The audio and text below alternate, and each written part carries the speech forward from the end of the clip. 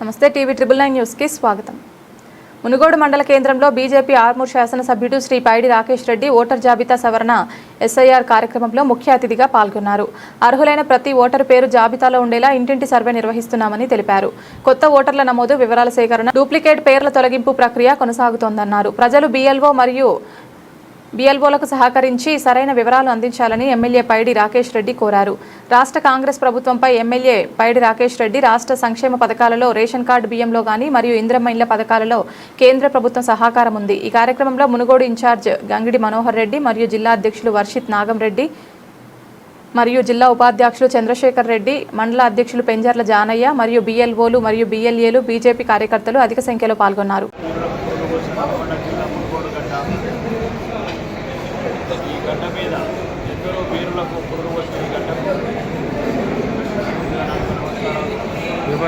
ఈరోజు రాష్ట్రంలో జరుగుతున్న ఒక అరాచక పాలన, అబద్ధాల పాలన, అనుగుణ రేవంత్ రెడ్డి అబద్ధాల కోడు తెలంగాణ ప్రజలకు నట్టేట ముంచి అధికారంలోకి రాకముందు 6 వాగ్దానాలు 420 వాగ్దానాలతో రాష్ట్ర ప్రజలని వంచి ముంచి గద్దెనెక్కి ఈరోజు రాష్ట్రంలో ఒక అభివృద్ధి లేకుండా అవినీతితోని అన్నదమ్ములతోని పరిపాలన చేస్తున్న ఈ దుర్మార్గమైన కాంగ్రెస్ పరిపాలనకు చర్మగీతం పాడాలంటే తెలంగాణ ప్రజలు ఈ దుర్మార్గమైన కాంగ్రెస్ పాలన పట్ల వీళ్ళు చేసిన మోసాల పట్ల ఈరోజు జాగ్రత్త వహించాల్సిన అవసరం ఉంది.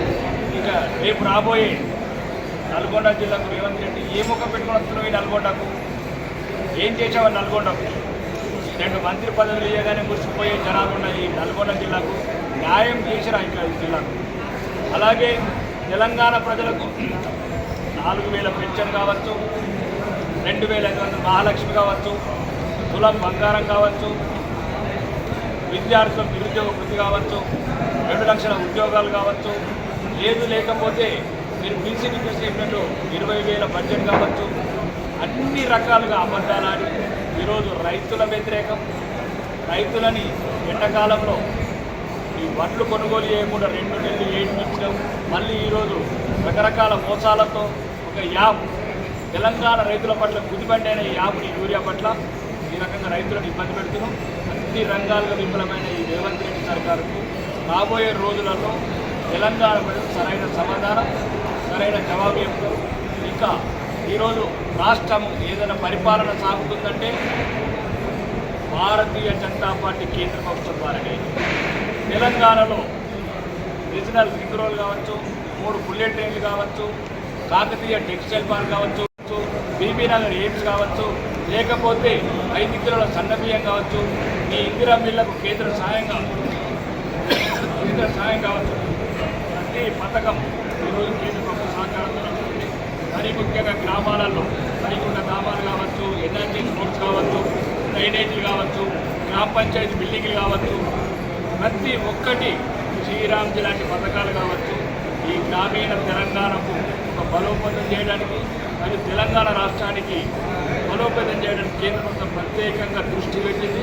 మరియు రాబోయే రోజులలో త్వరలోనే ఈ కాంగ్రెస్ పాలనకు చరమగీతం పాడి రాబోయే రోజులలో ఒక ధర్మ పాలన, కుంభకోణాలు లేని, కుటుంబ పాలన లేని ఒక ధర్మ ప్రభుత్వాన్ని ఏర్పాటు చేసి ఈ రాష్ట్రాన్ని డబుల్ ఇంజన్ సర్కార్ కేంద్రంలో రాష్ట్రంలో ఎట్లయితే ఆంధ్రప్రదేశ్ ప్రభుత్వం అభివృద్ధిలో పరిగెడుతుందో అలాగనే అన్ని రకాలుగా రైతుల పట్ల కావచ్చు, నిరుద్యోగుల పట్ల కావచ్చు, మహిళల పట్ల కావచ్చు, అన్ని రకాల అభివృద్ధి పథకాలు ముందుకు తీసుకెళ్తూ ఈ రాష్ట్రాన్ని ఈ దేశంలో మొదటి స్థానంలో నిలబెట్టడానికి భారతీయ జనతా ప్రయత్నం చేస్తుంది. దాన్ని బట్టి తెలంగాణ ప్రజలని చైతన్యవంతం చేయడానికి రేపే దేశ అధ్యక్షుడు భారతీయ జనతా పార్టీ నేషనల్ ప్రెసిడెంట్ నితిన్ నబీన్ గారు వస్తున్నారు. రాబోయే రోజులలో కేంద్ర పార్టీ ప్రత్యేకంగా దృష్టి పెట్టింది. ఎట్లయితే వెస్ట్ బెంగాల్లో కార్యకర్తలని, ప్రజలని చైతన్యవంతం చేశాం, ఏ రకంగా అయితే ప్రజలని ఆ దుర్మార్గ పాలన నుంచి విముక్తి చేశామో రానున్న రోజుల్లో కూడా తెలంగాణలో ప్రజల్ని చైతన్యవంతం చేసి ప్రజాక్షేత్రంలో ప్రజల పట్ల ప్రతిపక్ష పాత్ర నిర్వర్తించి ఈ రాష్ట్రంలో కాషాయ ప్రభుత్వాన్ని ఏర్పాటు చేస్తామని ఈ సందర్భంగా